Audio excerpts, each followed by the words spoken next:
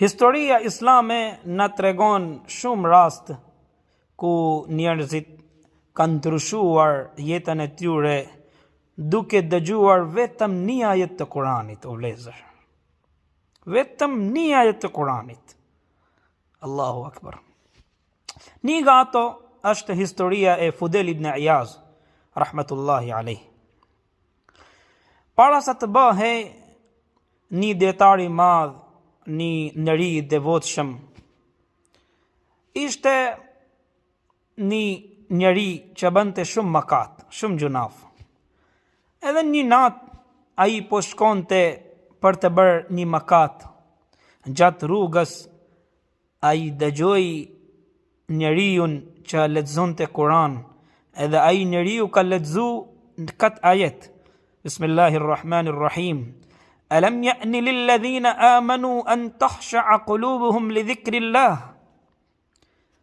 Përkthimi është: a nuk ka ardhur koha që zemrat e besimtarve të përulen para përmendjes së Allahut?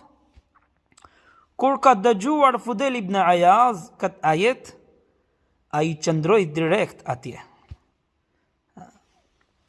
Edhe tha, po o Zot, ka ardhur koha, thot.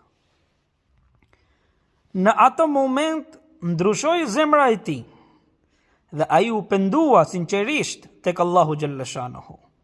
Ka kërku falje tek Allahu xhalla shanuhu.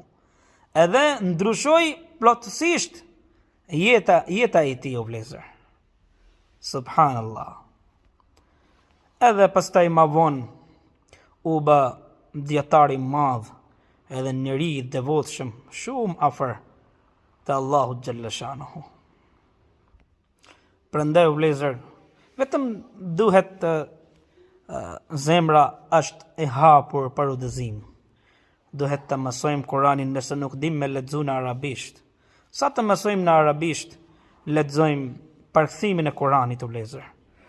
Allahu na mundësot se lexojmë Kur'anin edhe mësojmë në arabisht inshallah. Amin ya rabbal alamin. Wassalamu alaikum wa rahmatullahi wa barakatuh.